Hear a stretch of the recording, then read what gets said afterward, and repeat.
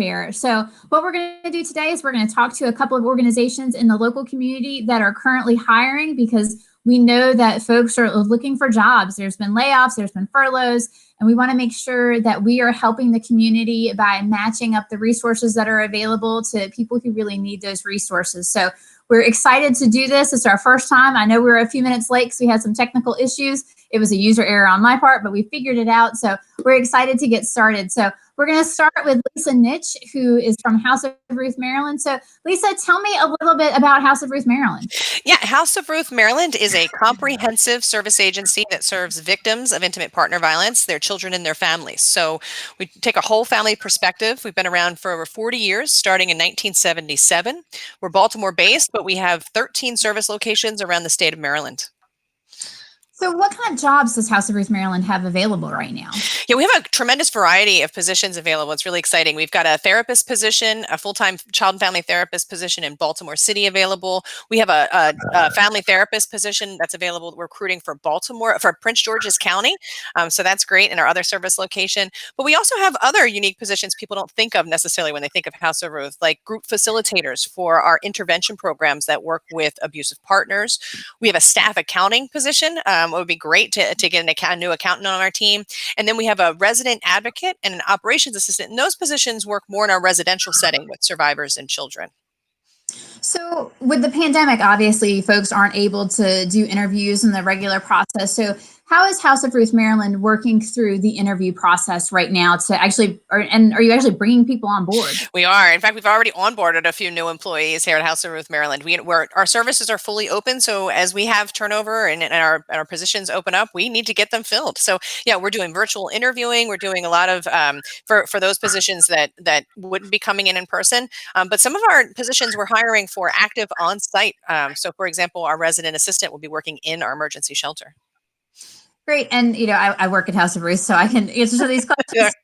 I know we're hiring now. And so it's really important for folks that are looking for jobs. You can see all of our job listings. If you look at the ticker that's going by right now, hruth.org/job fair. If you click on the link for the organization, there are logos for House of Ruth, Maryland, for the Family Crisis Center, and for the Chesapeake Outward Bound School. Those logos are on that page. Click on the logos and it'll take you directly to all of the job listings for those organizations. Mm-hmm. So I've worked with you for a while, so it's a little different having this portion first with House of Ruth. But what are some of the benefits of working at a place like House of Ruth, Maryland?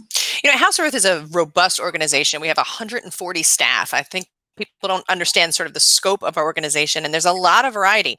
I'm a great example of that. I've been there since 1998. I've had 12 different positions in different departments. If you get involved with the House of Ruth, Maryland because you love our mission or you're passionate about what we do, and then maybe this position's not a right fit, you have an opportunity to try something else. Really kind of get involved in this movement. And always say we want everybody involved in the fight to end intimate partner violence.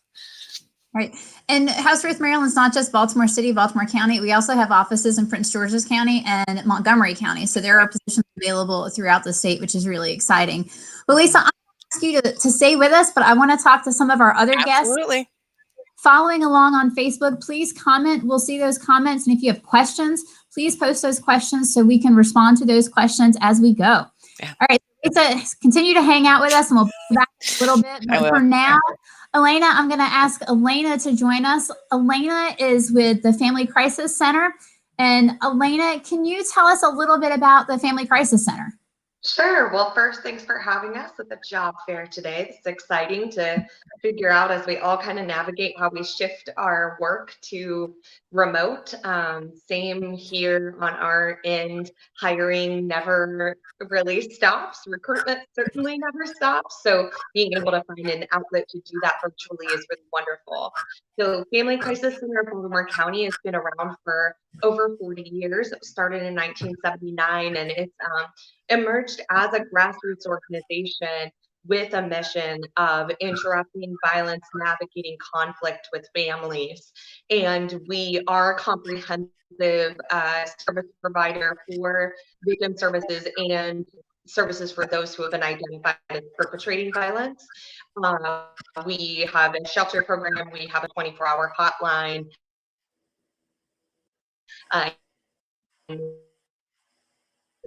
people who are out in the community, and also help do outreach for people to be better equipped to understanding intimate partner violence. Okay, and Elena, what types of positions do you have open right now?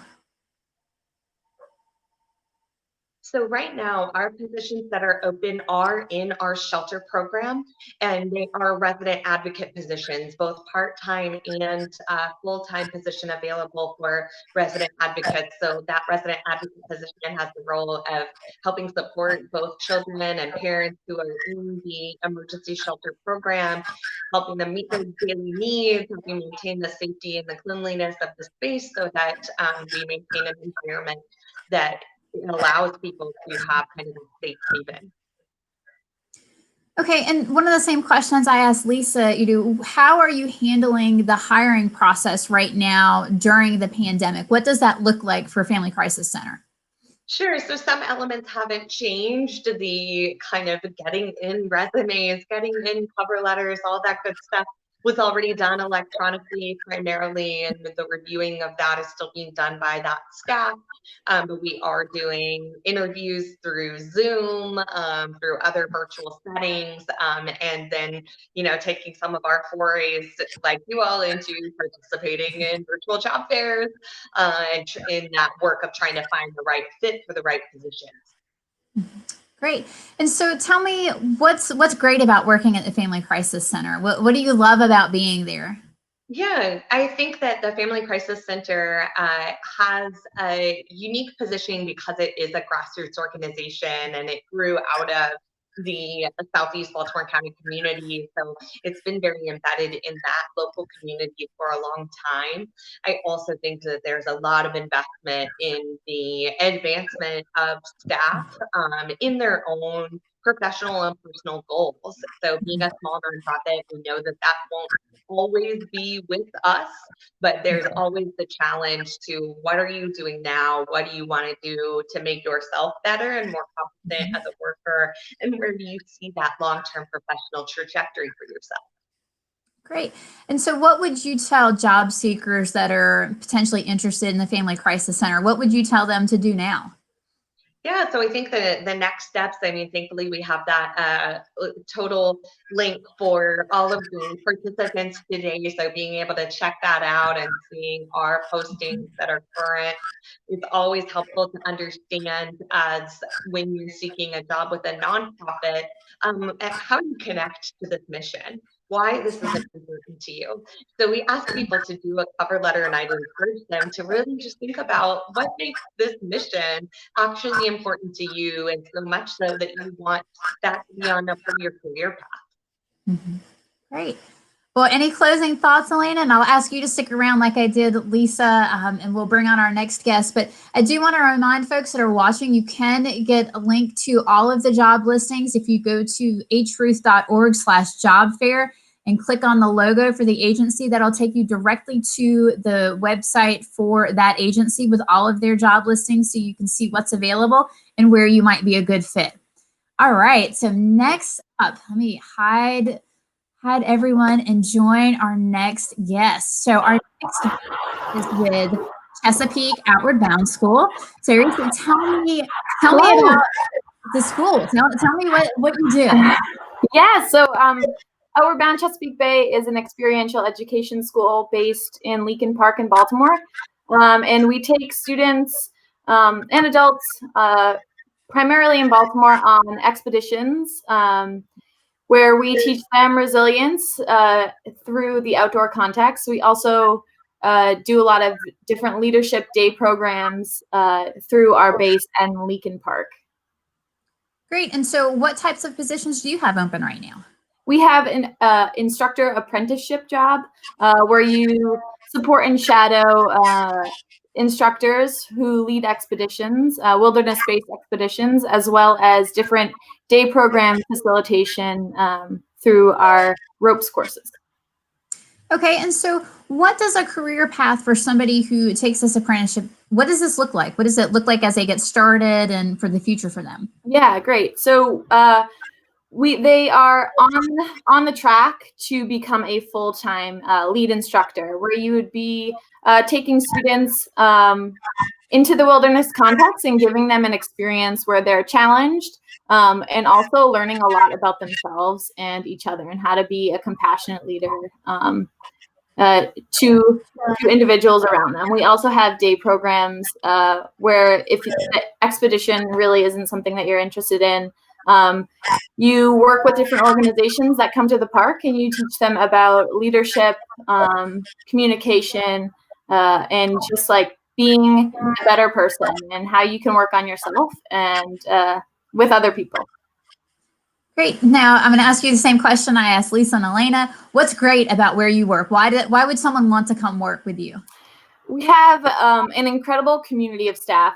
Outward Bound is a very old school. It's rich in history, but we work with compassionate individuals that are kind of always in this growth mindset zone. So if you're willing to put yourself out there and be vulnerable with like what you're working on in your life and how you can support other people as well, we want you. There is really no experience necessary in the realm of like outdoor technical skills. We want people that are truly just like willing to be in the space of Outward Bound and just like enjoy the community that we work with.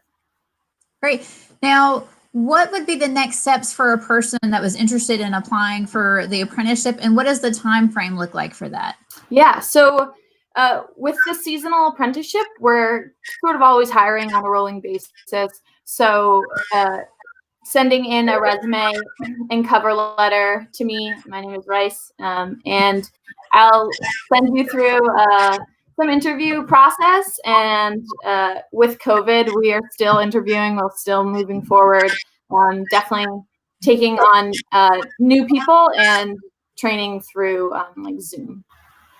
Okay, great. And what does the time frame for that look like? Or is it class? Is it organized around a class? Is there, when is the next class? How does that work? Yeah, so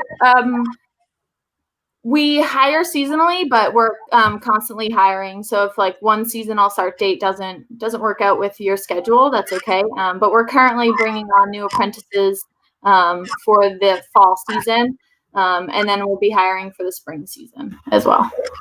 Okay, great. So are there any final words you want to share with us as we move on to the next piece? I encourage you to just like look into our organization, even if you don't have experience in the outdoors, you don't consider yourself an outdoorsy person. There's spaces for you in this organization to just experience what we have to offer you. And I encourage you to look us up. Okay, great. Well, thank you so much. Thank you so much. Sure. I'm going to bring everybody back so you guys can be prepared. We'll bring everybody back for a second. And what I'd like to do is just ask each of you have had an opportunity to hear what everyone else has said. And I'd love to know, do you have more that you'd like to share? Is there something particularly of note that is happening right now? I know from House of Ruth Maryland's perspective, as Lisa mentioned, we are still open. And we have remained open the entire time. And it was really important to us to remain open because we know that victims of intimate partner violence are oftentimes stuck at home with an abuser who is also now working from home. And so we're looking at new and creative ways to reach out to women who may be in this position. But we're also anticipating a pretty significant surge of a need for services when the pandemic is over or when as we start moving through less of the stay-at-home issue. And so there's going to be a significant need for the type of work that we do. So I encourage folks, if you're interested, now is the time. Now is the time to really get involved, to get whether it's a job or a volunteer. I think all of the organizations all of you work with volunteers as well. So there's volunteer opportunities. There's lots of ways to get involved, even if you're not in the job search right now. So Elena, I know that's an issue for your organization as well, because we do very similar work in that looking at what this surge will look like. And Rice, I'm not sure what it looks like for the Outward Bound School. I think people are going to be ready to go outside, to be outside and not having to worry about some of the issues that we're worrying about right now. So any closing thoughts that you want to share for folks that are watching us now or watching us later? We'll leave the website up for folks to access information. Lisa, I know you always have something to share, so I'm going to put you on the hot seat. right, absolutely. I think the important thing is, when we're talking about working at nonprofits, we're hiring professionals. We're looking for highly skilled folks. We have entry level positions, but we also have great positions. Looking for a training manager and accountants and people like that have incredible skills too. And we try to stay competitive with the pay. We do salary surveys and all that kind of work. So it's just so rewarding to get a position where you feel passionate about the mission, to know that you're changing the world through the work that you do. And so I encourage people to really give nonprofit work a consideration.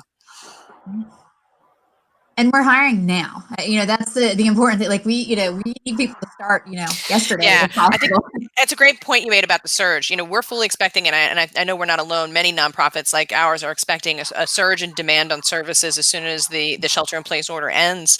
And so we really are trying to be fully staffed now so that we're prepared to serve our communities as best we can. Mm-hmm. I do say it's also important to note, in this time, but at all times, that in relation to the mission of our organization and the relation to the mission of House of Ruth's organization, all of us are part of the solution to intimate partner violence. So, even if right now employment in that area isn't for you, it's just challenging yourself maybe while you have some extra time at home, to look into some of those things that you can do, some of the ways that you can intervene, and even just having conversations about the realities of intimate partner violence are very helpful to moving the mission forward, because one of the biggest challenges is the stigma around how we address intimate partner violence, how people even acknowledge or speak about the fact that it's happening in every community, at every socioeconomic status, every background. So everybody can play a role in advancing that mission, and that would be kind of my challenge to folks today, whoever happens to tune in. And Elena, you're speaking to my heart, because that's part of my job at House of Ruth is, making sure that the community understands the message and understands the issue. And, one of the real easy ways that you can do is share our content on social media.